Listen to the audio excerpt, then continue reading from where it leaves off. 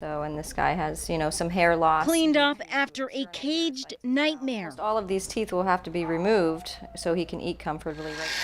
And a haircut for his now white fur, once yellow. This dog was yellow as far as his fur goes from sitting in his own urine, so they were stained and some scalding along the body. This 3-year-old Maltese doesn't even have a name. He's one of 18 dogs being cared for at Englewood's Suncoast Humane Society after a severe case of animal hoarding discovered at a Sarasota County home this week.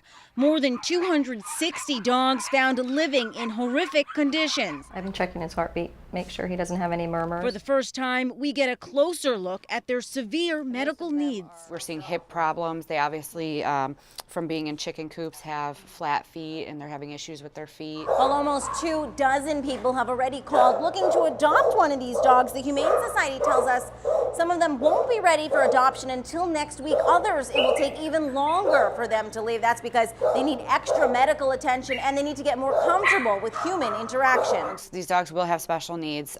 People need to realize that even though they are the cute, fluffy breed, they have severe either fear issues of humans. For now, many of these dogs will be put in foster care so they can get used to life as a pet. And this little Maltese, deserving a name and a good home, can be treated with love and affection. Lidana, NBC2. In this murky water where alligators are known to prowl, the search continues for this missing Tampa woman, 27-year-old Ellen Quinlan.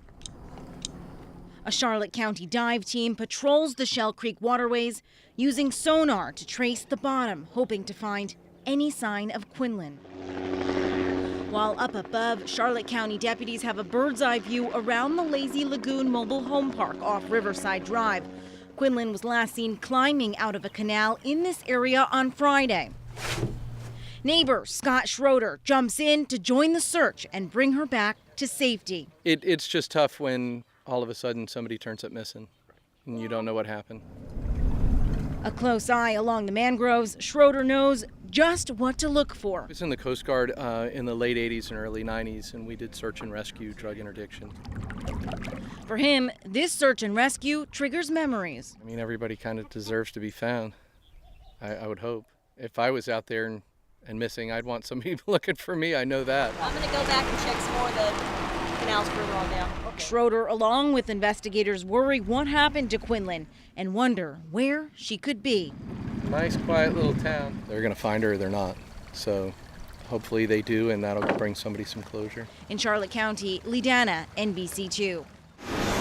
It is the one word any passenger hates to see.